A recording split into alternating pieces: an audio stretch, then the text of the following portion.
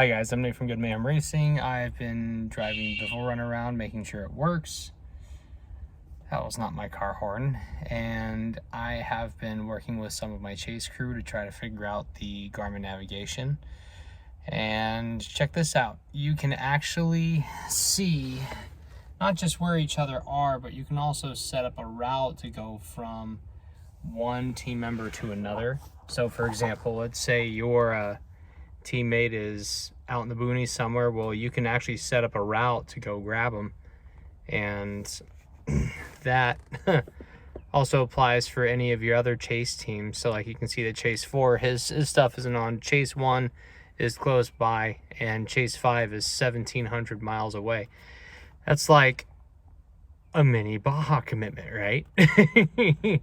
But it's cool because you can just pick wherever they're at and say go, and the Garmin setup can navigate that for you. And I had it set up on adventure mode, so it did the most twisty, windy way possible, but in a pinch you can always do the most direct route and pick your route options. But that is a very cool feature that I haven't been able to explore yet without having my fellow chase team setups.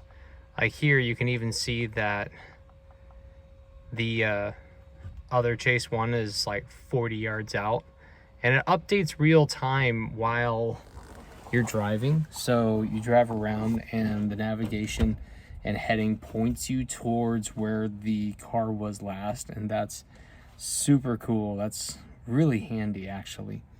We are only using the 4-minute cycle option. We don't need to go much faster just because I'm not in a fast race car.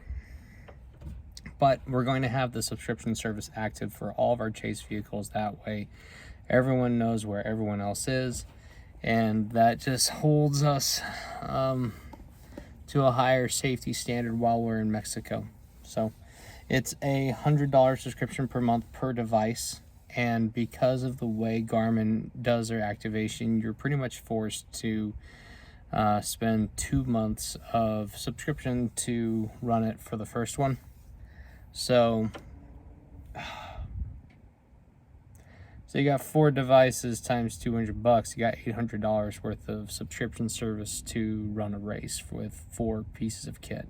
If you're trying to budget your navigation, keep that in mind. Now, if you have the pro service and you maintain those pieces of equipment continuously, it's only like $5 a month to deactivate it or something like that.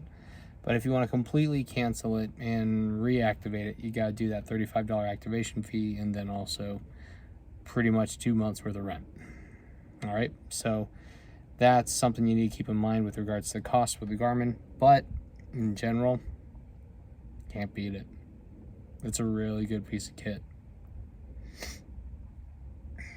There's a little bit of a growing pain with setting up groups and infrastructure online, like when you go through the whole account process and get everything set up. But once you're past that and make sure everything's talking to each other online before you go through the process of turning on the GPS stuff,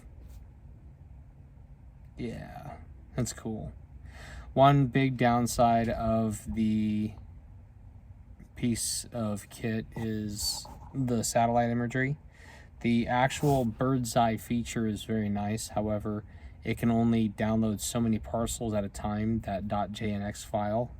It saves a whole bunch of them, right? Because it's not just saving a photograph of the terrain, it's also recording all of the data in the terrain. So you can end up getting some really big files. If you want to download all of the bird's eye imagery, you can for something. Go ahead and get a memory card. One of the SanDisk 256 gigs are the max that the device can take, and I am trying to download the highest quality satellite imagery on both this race Garmin as well as the chase Garmin that's going to be used in the lower half of the Baja 1000. The upper half guys are good to go. They already have that high res satellite imagery built in, it comes with the race edition of these kits.